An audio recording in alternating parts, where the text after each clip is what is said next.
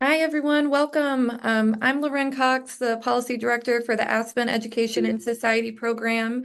I am going to give folks just a minute or two to log in before we get started, and then we'll kick things off. But really excited for you all to be here. Can go ahead and highlight. I'll repeat this later on, but we will be using the Q&A function for Zoom later on in our session today, which is just down on the bottom of the screen by your chat box.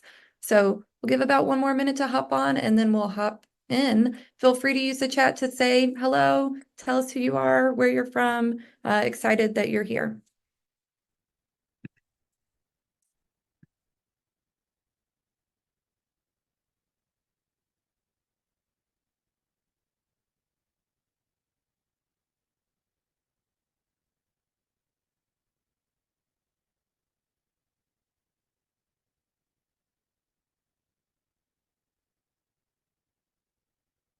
We have the main slide up.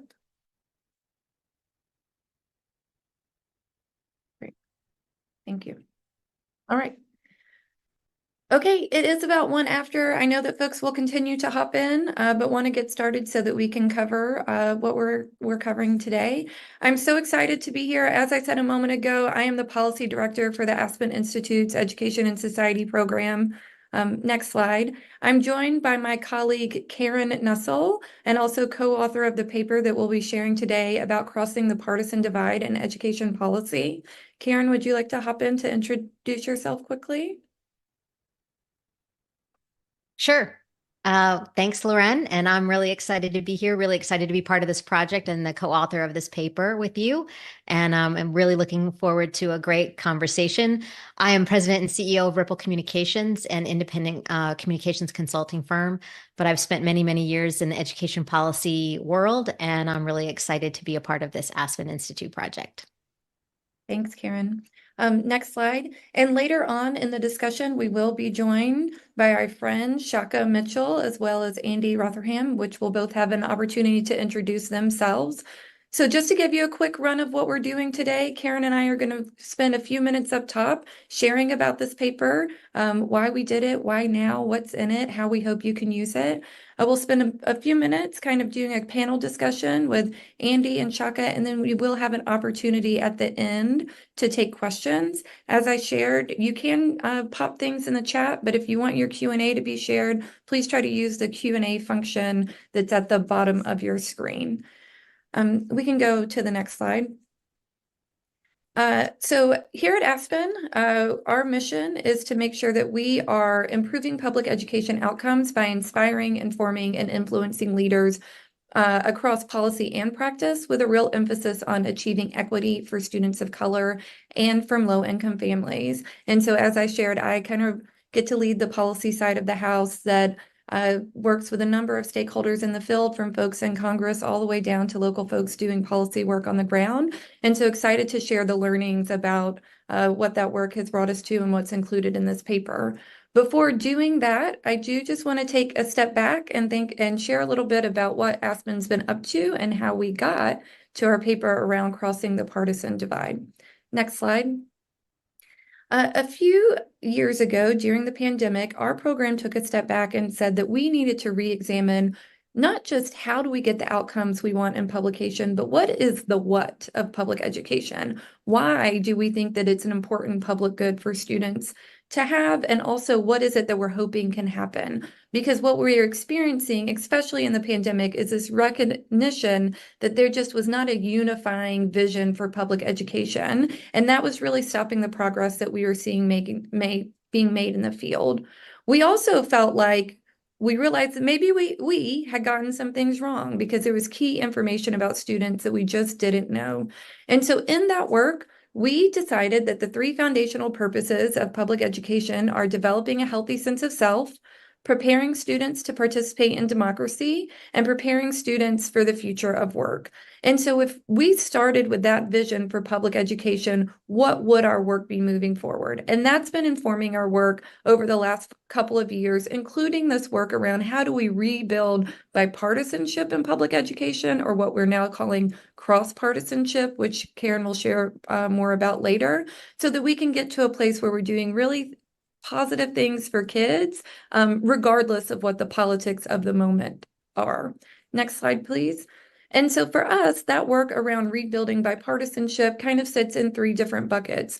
One is, how do we foster cross-partisan consensus? What does it look like for us to get in the rooms and have the conversations and the collaborations that we need that focus on evidence-based results that lead to positive outcomes for kids?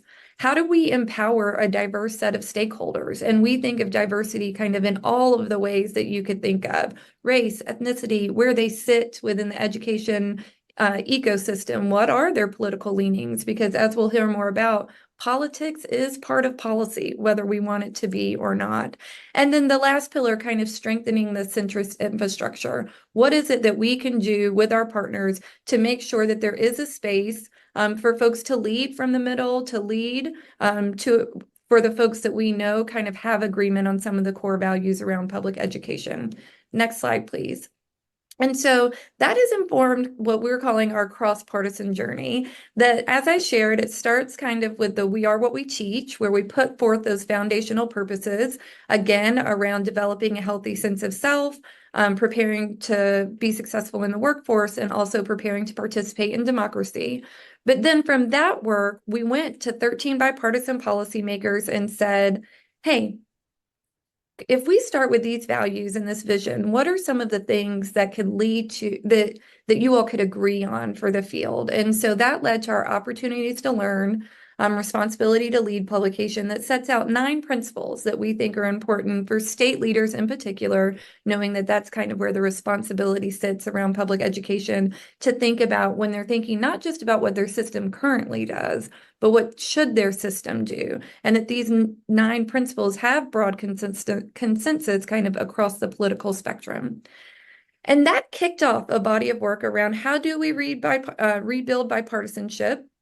And so last summer had the real pleasure and continuing to do this work with many of the folks on this that'll be on the screen today, to start to think about, what do we agree on? How can we model different behavior in the field? And how can we focus on things that we know work for all kids? And so through a variety of convenings, we had the opportunity to kind of reckon with this idea that we hear a lot about how polarized education has become, how polarizing politics already are, and how that stops us from making progress. But the reality is, if you look on throughout the states, that there are policies progressing, they're being passed, and there's movement at both the state and local level. And so we wanted to understand what is making that possible, kind of regardless of what the narrative may be around polarization. And through a series of focus groups and talking with leaders in the field, like Andy and Shaka, who will be joining us here today, we were able to pull together a couple of key elements for success. And so really thought it was important to put that out for a couple of reasons. The first is to just remind all of us, this work is hard right now, but we can do it. People are making progress. There is a way to work around the conditions of the moment, or to thrive within the conditions of the moment. And that just because it's hard doesn't mean that we can't lose sight about our responsibility to do good things for kids. So it's meant to remind us we can do it, and people are doing it. And then the second piece is to give almost a guidebook or a checklist of sorts for folks, that no matter where you're sitting, when you're thinking about how do you build the support that you need to move a policy forward, what are the things that you can keep in mind? And so that's what you'll find in Crossing the Partisan Divide in Education Policy. And Karen's going to take us kind of a deep dive into what's actually in the paper. Great. Thanks, Lorén, so much for that great setup. And as Lorén was saying, as we looked across what was actually happening in states, we found that there were some things getting done. So how was that happening? Why was that happening? What were the conditions that were present that allowed that to happen? And the first thing we found is that, while we in education have long enjoyed this special space in the policy world where bipartisanship could actually thrive, that was becoming harder. There was not the same type of incentive structure around being bipartisan as there has been in the past. And so what we saw happening didn't quite fit that description, that sort of let's hold a joint press conference and let's all link elbows and go sort of skipping down the yellow brick road together. That didn't seem to be what we were experiencing, but yet there were things that were getting support across the political spectrum. So what we decided is that this sort of is a new dynamic. And so we wanted to call it something different. And we came up with the term cross-partisan. And what we mean by that is, again, this sort of new dynamic where the incentives might be a little bit different, where the understanding and the ability to have political collaboration maybe occurs because people have different whys, but they get to the same destination. And so they may talk about it differently to each of their respective bases.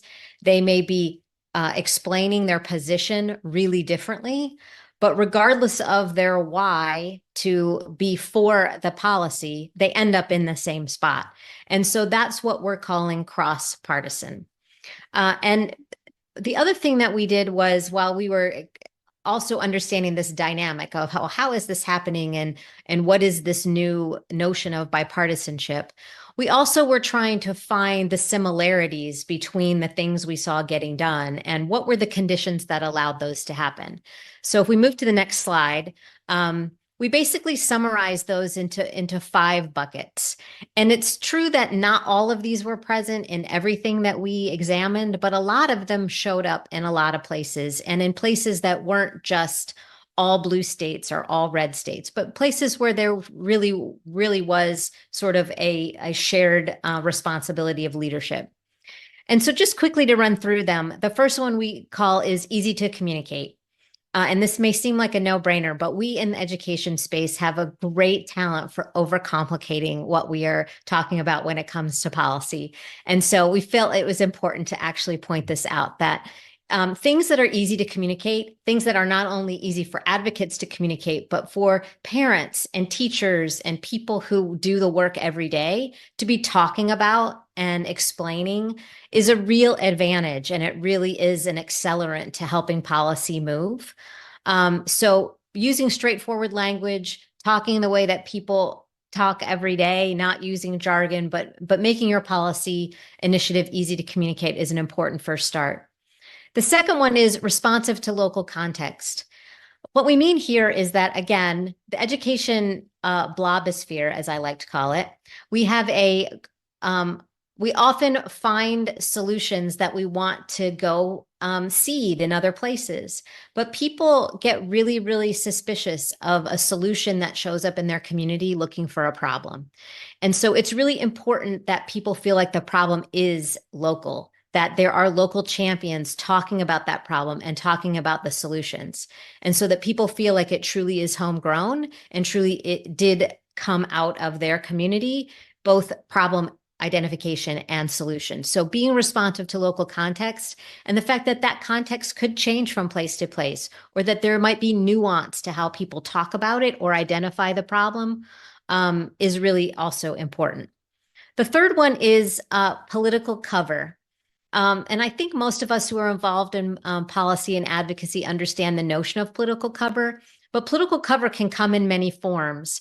Traditionally, it's often someone sort of up the political food chain who gives cover to people sort of downstream. So a governor, as an example, when the governor goes out and articulates being for a policy, it makes it easier then for state legislators to be on board with that because someone sort of, again, up the political food chain has expressed support.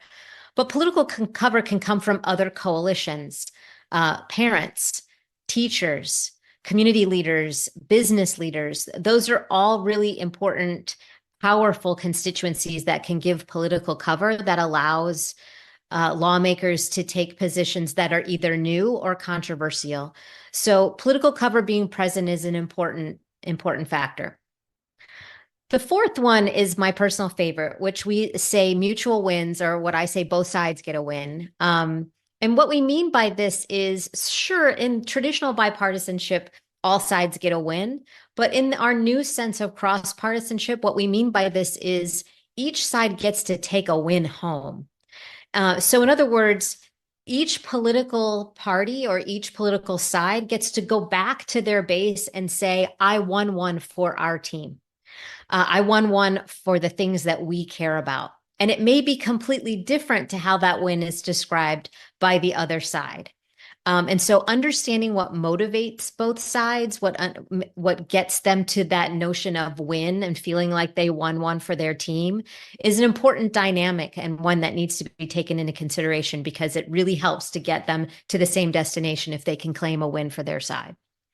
And then finally, using media as an influencer, and we could spend an entire day talking about whether or not the media is a force for good or evil right now. And I would be a very hearty participant in that conversation. But I think what we're trying to say here is to not discount it, not be afraid of it, because media can be an enormous help in trying to get your message across and trying to motivate what gets everyone to that final destination. So that's just a really quick overview of the main factors that we saw when we went out taking a look at what's getting done. But we have a few other just really quick additional factors we wanted to highlight. They're in the paper, and so I encourage you to take a look at them. But if we go to the next slide, I'll just run through them quickly.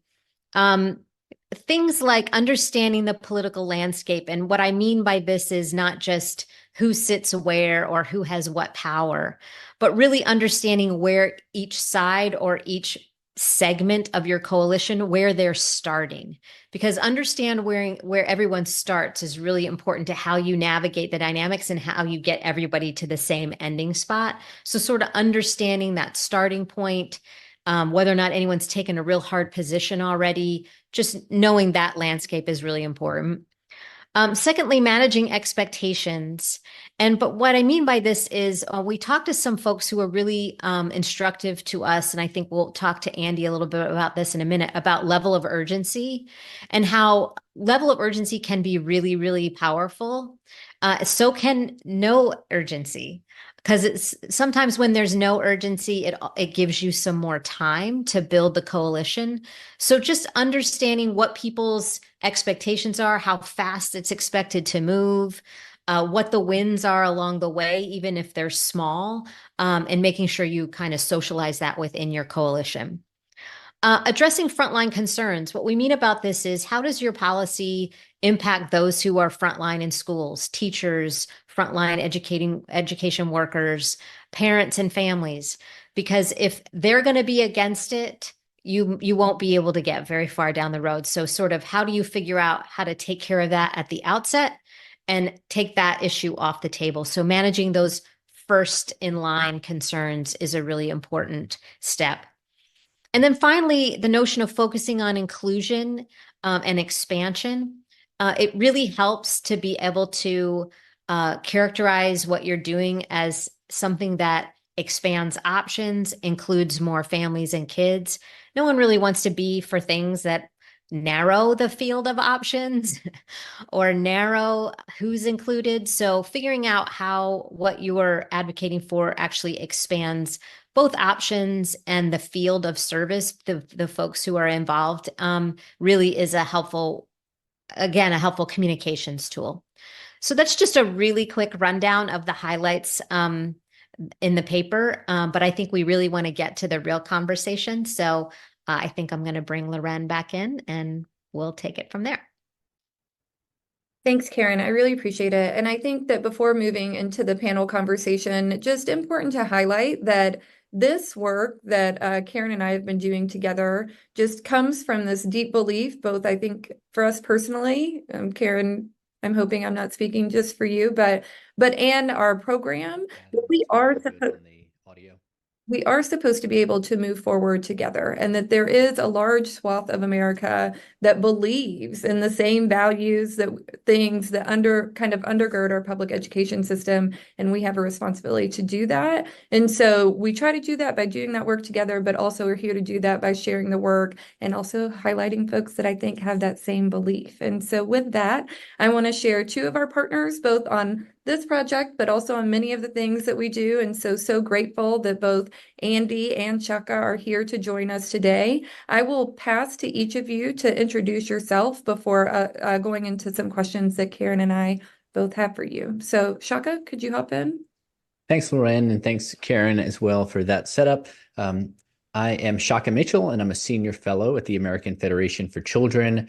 AFC works on parent choice issues around the country, and so we are really agnostic as to school type, but we care deeply about making sure that every child has meaningful access to the educational setting that best meets their needs. That may be a public school setting, public charters, magnet schools, private, et cetera. And we think that all kids deserve that regardless of geography and regardless of income.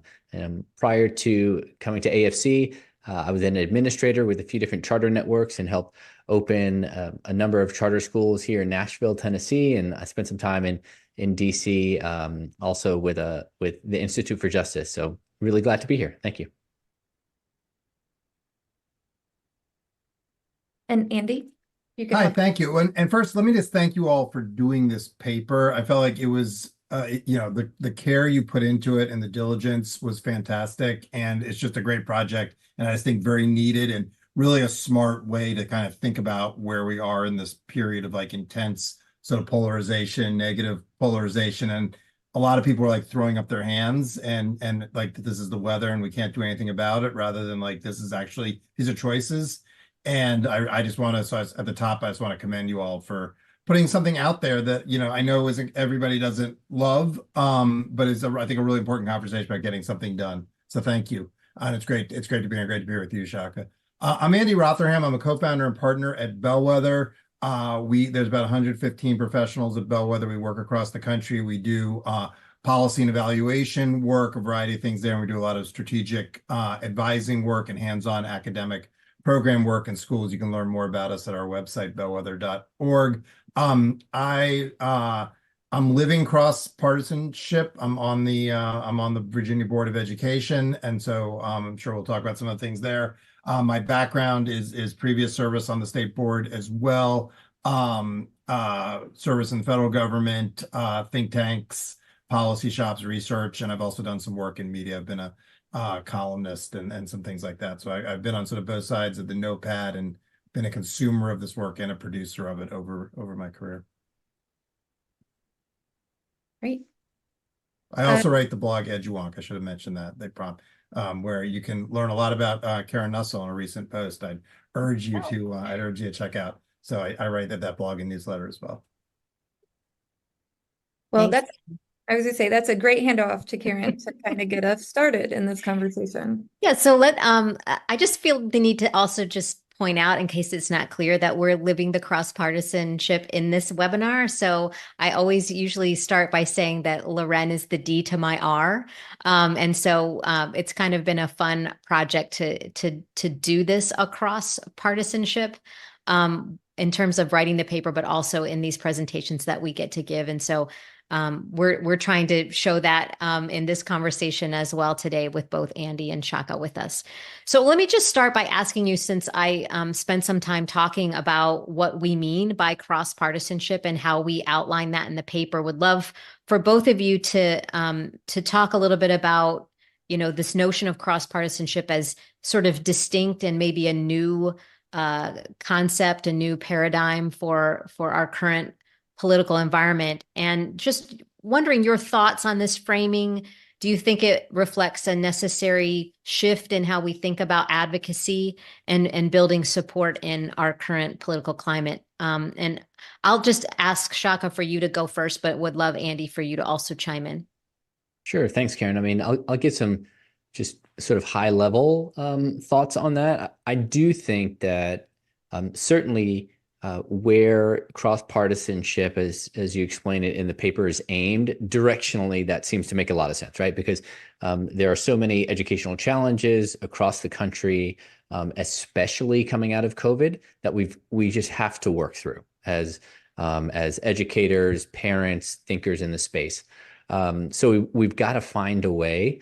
Unfortunately, as we know, bipartisanship is effectively a four-letter word But at the federal level, for the most part, you've had a few exceptions recently. But even at state levels and state legislatures, bipartisanship is something that the people, elected officials, don't have an affinity for, as we used to see and as you described. So maybe it's just marketing or maybe what have you, but I do think that cross-partisanship is an important concept, because listen, if right now hyper-partisanship has created such a gap, then the question is, who has the confidence to stand in the breach for kids? And so if we can get to that place, I think it's welcome in my view. Thanks, Shaka. I appreciate that. Yeah, it's not lost on me, and I know all of you who do this work that, you step out and do something that's described as bipartisanship, all that gets you is a primary opponent, right? It's Right. not, there's no incentive structure for it right now. Andy, what are your thoughts on this notion of what we call cross-partisan? Yeah, I mean, I think I agree with Shaka, and I'll just build on it.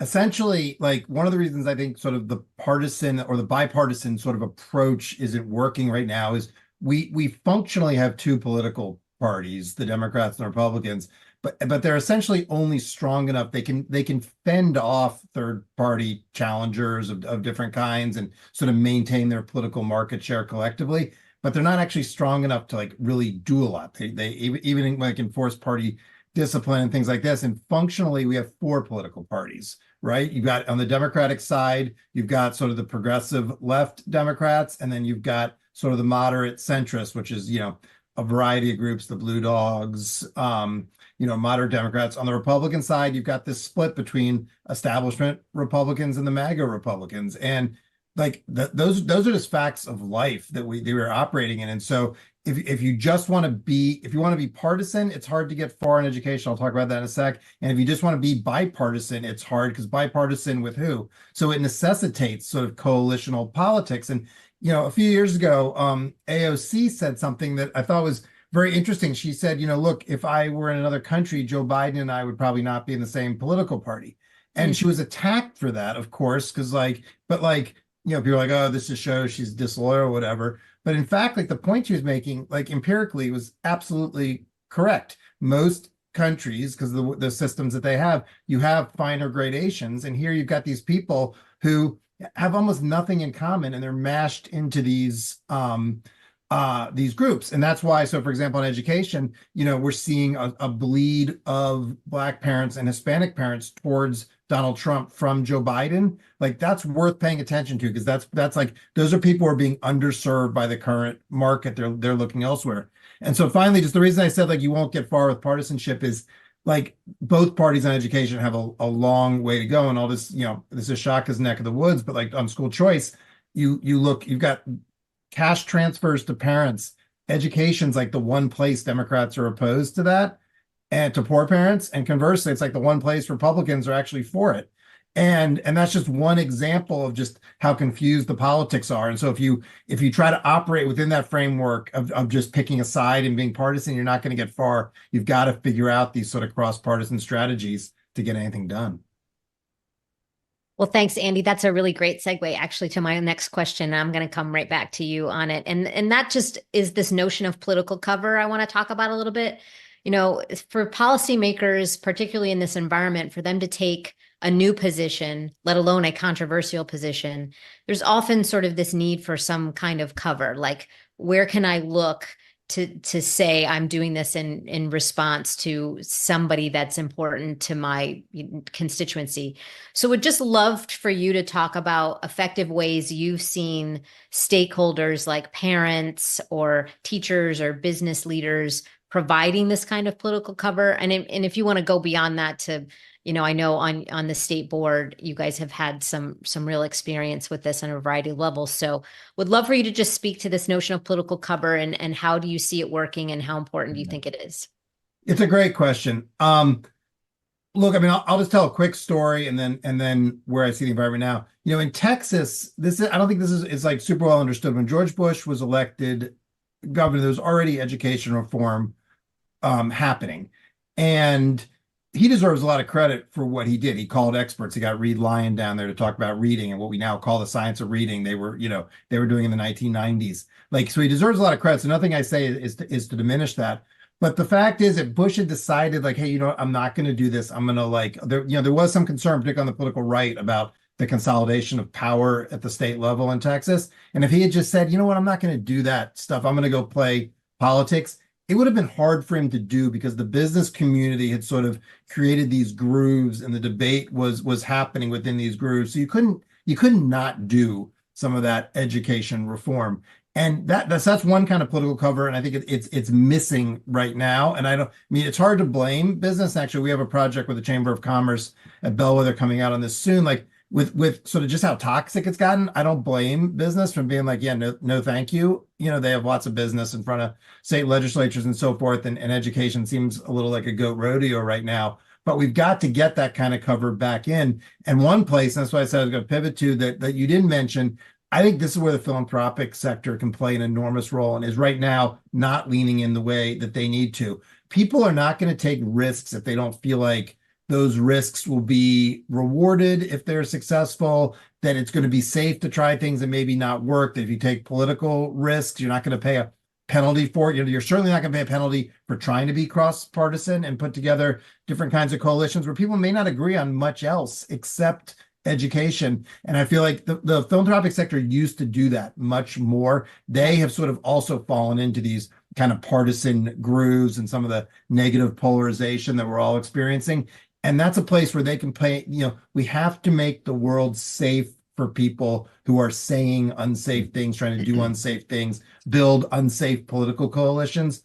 Otherwise, like we continue to get what we get. And my view is like with philanthropic capital, it needs to be risk capital like that. And if you're not going to deploy it like that, then what are you doing? Because that's in this current environment, that's the only way change is going to happen.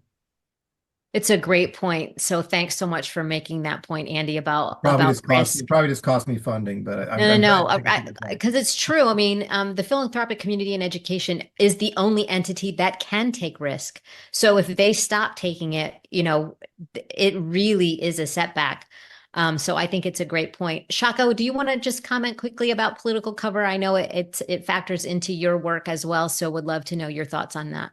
Yeah, it sure does. I mean, at AFC, we work both in state legislatures, but we also do a good deal of work on the electoral side, right? The easiest way to know if a bill is going to pass is to know who's going to vote on the bill. And so we get involved that way. And I would say political cover, there's sort of two strands. There's the hard way and the easy way. The hard way, which we have seen recently, we've seen it in places like Iowa, we've seen it in Texas, and that's where you have a governor who is willing to oppose members of his or her own party that have sort of remained in the status quo. And so you saw that in Iowa, the Iowa elections, where Governor Reynolds had several members of the Republican Party that were recalcitrant, didn't want to push through any sorts of education reform, and she supported their challengers in primaries. We saw the same thing in Texas. So that's what I would call the hard way.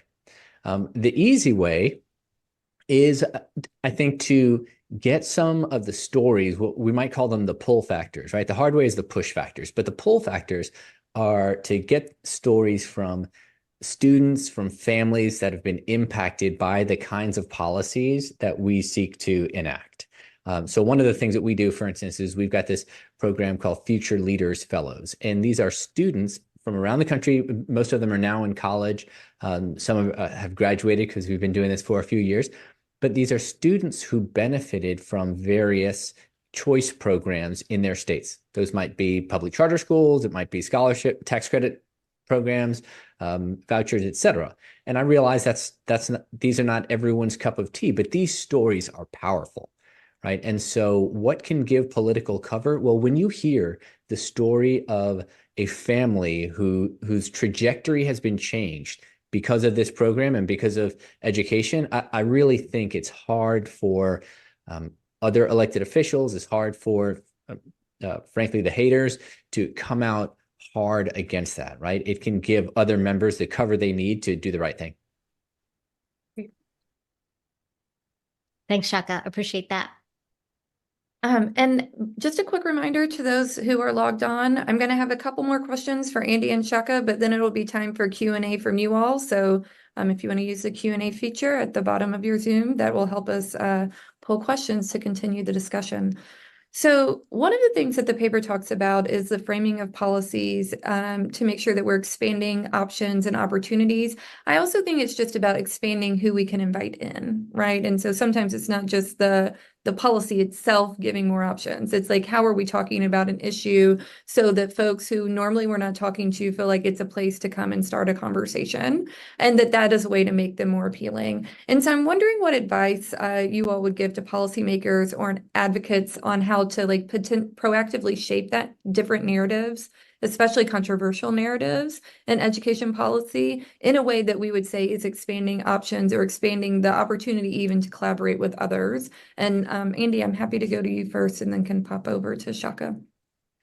Okay, I was gonna say Shaka, does this every day for his day job.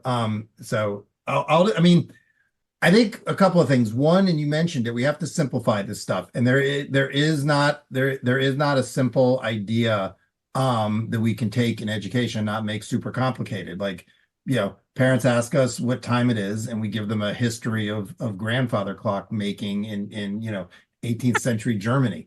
And and you see this, and so you tell people, do you want more options, more high quality options for your kids? People are there. You start to turn it into all this other stuff about the unions and this and that, and then people are like, wait, what are you talking about? What's going on here? So I think that's a key point.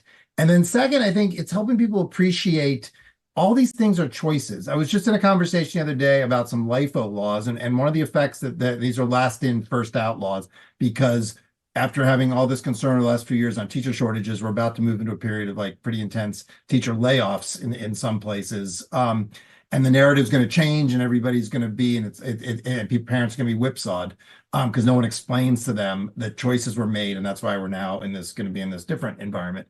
But anyway, on this LIFO thing, the issue was, if you've done good work to diversify your teaching force over the last few years, your newest teachers are going to disproportionately be teachers from underrepresented backgrounds in your school system. And so if you do last in, first out, they're going to be the first ones to go in a layoff. So how do you fix that? But people talk about this like it's the weather, it's going to rain, and there is nothing you can do about it if it's going to rain tomorrow or be cold or warm. But this is not LIFO. Is not the weather. It is a choice. It is a choice policymakers have made. They continue to make. You could change it. There are things you could do. You could get rid of it. You could modify it. And I feel like part of this is helping people understand these are all choices. And to the extent we turn this into a scarcity conversation, that there won't be enough schools of choice for parents, that there won't be enough teachers, that these layoffs are going to look a certain way and so forth. That is scarcity by choice, and that we can offer people more of an abundance kind of agenda. And we can talk about it in ways that actually make sense and resonates in their life. And I think we would, on both of those, we would get a lot further. Some of that is just the basic communication work. It's not, I would say, a coincidence that I don't think we need to go back to all the ideas of the past. It's that was all correct. But when you had a lot of communication around this stuff across the education sector and more broadly, I don't think it's by coincidence that education politics were much more functional, more stuff was happening and so forth. When you create a vacuum and you're not communicating to people about what the stakes are, what this is about, how it's going to work, you get the environment that we're operating in now. Thanks so much, Andy. And Shaka, do you want to hop in? Yeah, well, I would just say, I mean, not for nothing, my friend Andy's blog is called EduWonk, right? So I think he's absolutely right in that we who are kind of in the industry, if you will, we want to get into the weeds. And that makes sense because what we're dealing with when we're talking about educating 50, 60 million children, right? This is both important work, it's hard work, it's complicated, it requires nuance. So a lot of thought needs to go in that. We can't just do it with sort of bumper sticker slogans. Okay, that being said, all of this, it's a function of addition, not subtraction, meaning we are trying to get more people to agree with policies, right? So that we can enact them, so that we can put them into practice. So I think about this, and I'll be quick here so we can get to the last question, Lorén, but there's the quote about how do you get people to build a ship? Well, you don't drum them up talking about the wood and gathering the nails, etc. You give them a love for the sea. You inspire them, right? And often when we're talking about our policies, if all we're doing is demonizing the other side, then we're not creating a vision that's compelling, all right? And so I think we need to, as Andy said, not think about this with a scarcity mindset. We can have two things at once, right? We can increase funding if we like for teachers, and we can increase choices for families. These two things are not mutually exclusive, just by way of example. So yeah, I think we need to inspire. Great. Well, Shaka, that's actually a perfect kind of segue into the last question before we go to Q&A from our digital audience. But one of the considerations that we talk about is understanding your political opponent. I mean, we do talk about this as in sides. Like Andy said, we do have a two-party system. And we suggest that trying to really spend time to find out, like, what does the other side value and how does that lead to opportunities for collaboration? So wondering if you all can just draw off your experience in your either current role or previous roles where like seeking to genuinely understand an opposing viewpoint actually opened the door to cross-partisan progress. And I think folks would even like to hear a bit like, what does that actually look like? How do you do it to open those kind of doors? Sure. Well, I can jump in. And I would just mention back in 2017, some folks might be familiar with what happened in Illinois. There was an act, it's called the Invest in Kids Act, and it's a tax credit scholarship program for low and working class students, or students from low and working class families. It allows them to get scholarships, go to the private school of their choice. Well, that didn't happen as a standalone bill, right? It happened with a Republican governor, with Democratic legislative majorities, and it happened simultaneously with some very serious public school funding formula reform, right? That public school advocates have been talking and experts have been talking about for years. And so, frankly, that was overdue. It was a recalibration to move the funding system away from property taxes, which were, wildly problematic. So you saw this infusion of hundreds of millions of dollars into the public school system, into the Chicago public schools specifically, and also a scholarship program for roughly 9,000 students to attend the school of their choice. That only happens by taking the other side seriously and saying, all right, how are we going to get to yes? So there's a concrete example. Thank Yeah, you. I think that's I think there's a bunch of examples on school choice. I'll offer one, like a long time ago, someone who's passed away now, and this is actually interesting because it's like intra-democratic, around sort of accountability with the law that ultimately became No Child Left Behind. There was a guy named Bill Taylor. He led the Citizens Commission for Civil Rights, had just done tremendous work on this. And when moderate Democrats were initially like, we want to get on board around these accountability questions too, we also want programmatic reform, and we think the federal role can just fundamentally look different. There was just a huge lack of trust, right? And a couple of things had to happen. One was talking and figuring out, okay, actually these values are pretty aligned. People want accountability. They want to make sure that all kids are included in the accountability systems. And it was the moderates were actually, along with some Democrats like George Miller, Dale Kildee, folks like that, more on the left, were all in alignment on like the accountability system doesn't work. And it was other elements of the Democratic Party that weren't so into like, that level of transparency and accountability. So first it was that talking. And then second, you have to actually see people in action and realize people will actually live out their values. They won't cave under pressure. They won't cave under political pressure and so forth. And when Bill saw that, like his whole posture towards the moderates on this issue changed. So I think it's both listening, it's everything Shaka talked about, and then you don't really realize what somebody's about until what will they actually do when they're under pressure. Great. Thank you so much. I'm going to transition to just sharing some of the questions from the from the audience members. During this, I would encourage all four of us to hop in. I think some of it will have a perspective for Aspen, but want to make sure we're hearing from Shaka and Andy as well. One says, how do you see cross-partisan differing from nonpartisan in the education policy sector? And so acknowledging both from the person who asked the question, but also from many of us in the education policy space, we have worked at organizations that have a strong commitment to nonpartisanship and wanted to focus on an evidence base for public education. And so just understanding like what is the differentiation of those two and how can that difference help organizations or inform organizations on how to move forward with some of the work that they're doing? Karen, I see you shaking your head. So do you want to hop in on that first? Sorry, I'm muted. Can I go? Can I go? Yeah, so I love this question, and it's a really important and good one. And I think how I would distinguish it is certainly your organizational mission can be to be nonpartisan. That makes total sense, that the policy shouldn't have sort of this partisan feel to it, that you should be seeking, and it should be your ultimate goal to like not really care about the politics. You just are nonpartisan because you want to do good things for kids and for schools and for the people who serve our kids in those schools. But the bottom line, and Shaka said this, was, at the end of the day, you have to get the votes in order to get things passed. And so that's the distinction I would make, is that while your mission may be nonpartisan, your strategies and tactics may need to be cross-partisan, meaning you need to know what motivates all the political actors that you need to vote in a certain way to get your policy passed. And you need to be able to navigate across all those values and needs and expectations of those political actors. And so that to me is the difference between being nonpartisan in mission, but being cross-partisan in execution. Right. Andy or Shaka, would you add anything to that?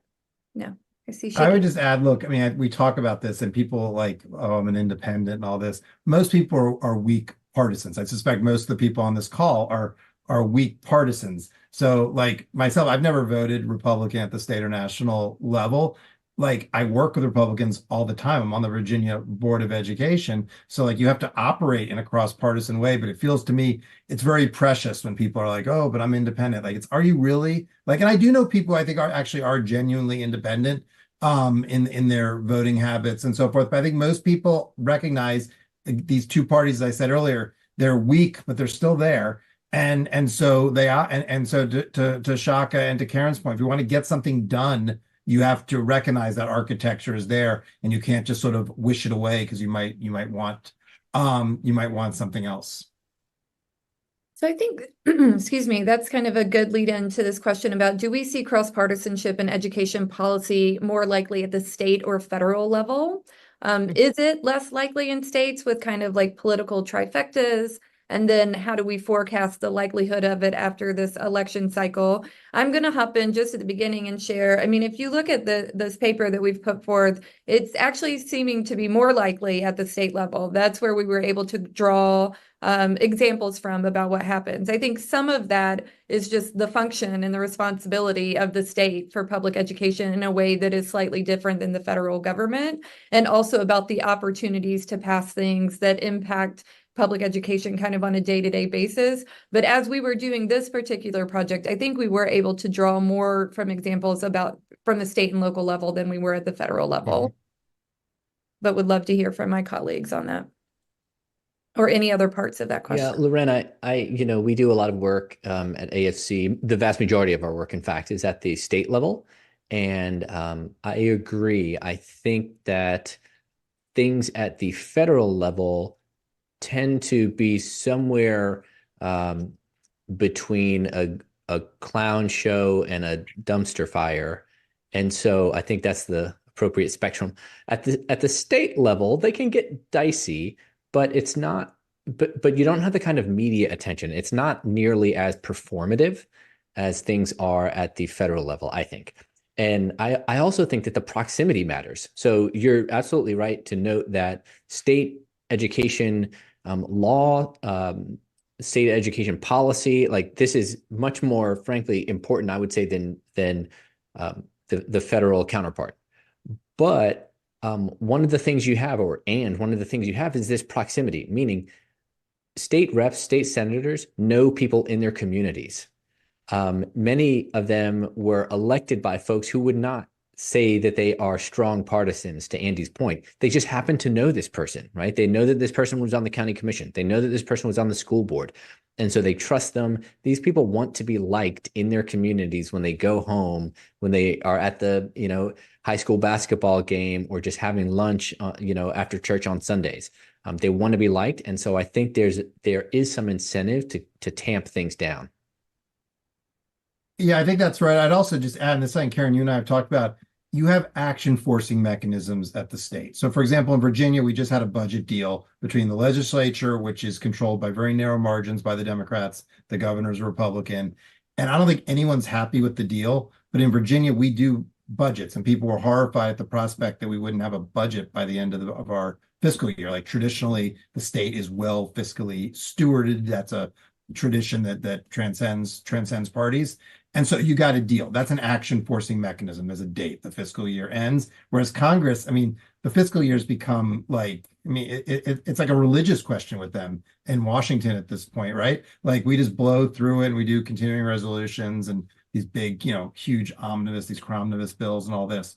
At the state, you often have like laws they sunset, things change. You have timelines. So like, for example, on the standards that we did in Virginia, like you don't have a choice whether or not to do them. They come up on a standard review cycle. And so you have to, and there's lots of stuff like that in state policy in lots of states. And so I think some of the dysfunction we see in Washington, which Shaka, I think very well described, I think some of it is coming down to states, but you still have some of these countervailing forces institutionally that are requiring things to get done. And then you just have the ability, particularly in states like the policy, I don't know what the policy ecosystem, it's much smaller. It's often more cozy, and so you can still get stuff done. I don't think people should give up on Washington, though. Things change fast, and Washington matters. But just in terms of like you see like the rapid change around policy in a number of states on a bunch of different issues, whether it's reading or choice, is really noteworthy.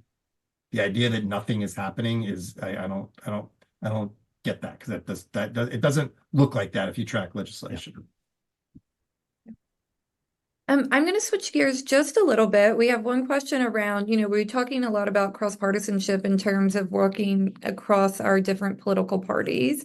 But there is one question of what is or should the role of middle schoolers and high schoolers be in this policy process, and thinking about like, how do you bridge a cross-generational divide in this goal of cross-partisanship for policy?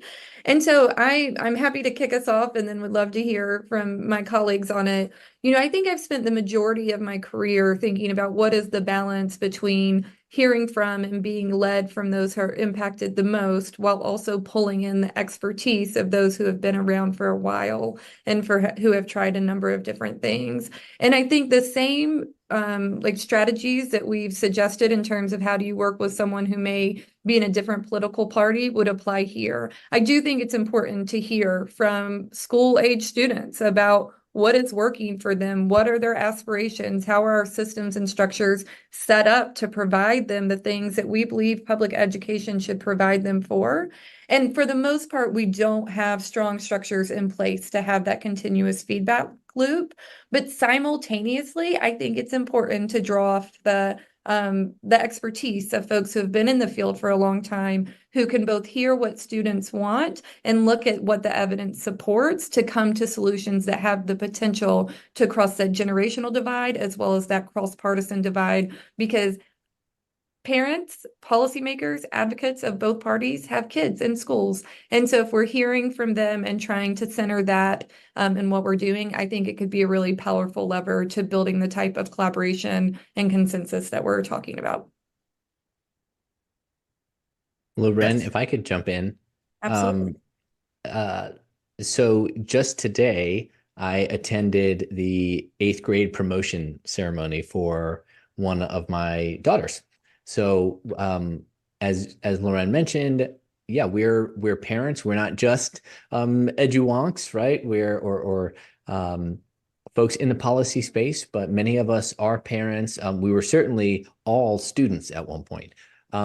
Something that was really illustrative for me was just on a drive to school one day, I asked my girls about testing.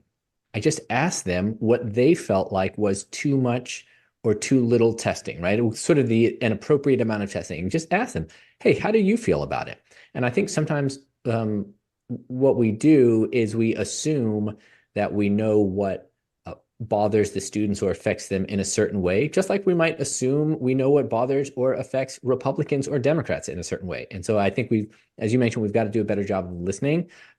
Again, I don't have enough daughters to make it a representative sample for the city or state, but it was still really important for me to hear, okay, actually the thing that I thought was going to be a big deal wasn't a big deal. I also think the reality is middle schoolers and high schoolers are paying a lot of attention. They can all access things like podcasts and news clips, and they're reading stuff in school. And so they're probably a lot more civically aware than I was at their age. So we've definitely got to give them some voice. Yeah, I mean, as I said earlier, yes, like I don't have a representative sample either, but I do have identical twins, so I've got a control group and a treatment group. And look, listen to kids. I mean, one thing I've failed at is I've wanted Virginia to have a student representative on the state board. We have a terrific student advisory board. It's fantastic to hear from them. We just met with them a month or so ago. But I think you want this sitting and listening to kids. Shaka mentioned the like in the car. Also, just like I think every parent knows, just sitting quietly and listening while they talk in the car, you're going to learn a lot. Put yourself in situations like that with kids in schools when you visit schools and so forth. Like they know what's going on. And also importantly, and this is the thing I wanted to underscore, we index on the kids who it's going really well for, because they're the ones who, if you go to a school and say, who do you want to talk to? They get the kids who are successful and they're engaged and they're involved and stuff. Seek out the kids for whom school's not working well, the kids with a large comprehensive high school isn't working, kids who are disconnected from the system because it's worked so acutely poorly for them. Like we need to listen to those kids as well. And so I worry we sometimes index on the kids who are having great experiences, which is fantastic, and we should celebrate that. And it reminds us that the system's not irreparably broken, but we need to listen like across all domains, because a lot of kids have a lot of things to say. Great. I do want to make sure that everyone on the panel today kind of has an opportunity to have a last word. Like, what is it that you think is important about this work and that you want folks walking away from today? And so I'm going to give each one of you a chance to do that, and then I'll close out. So I really get the last word. But Karen, can we start with you and what you'd like to?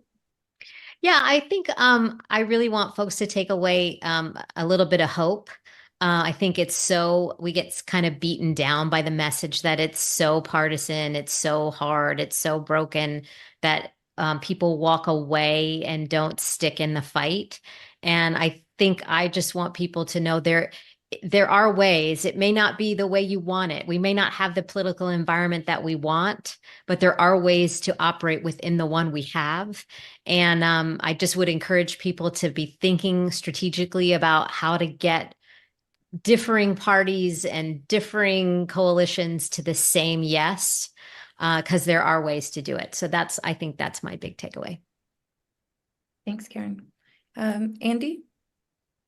I guess I would build on Karen. We're so fortunate to do this work. I mean, I hear people often say like how hard it is. It's challenging, it's complicated, the hours can be long, but this is not hard. Anyone who's actually done hard work, this is not actually hard work. It's many other things. We're so lucky to do this kind of work. It matters. And things are happening. It's difficult. Is the environment more difficult now than it was, say, 10 years ago, 15 years ago? Absolutely.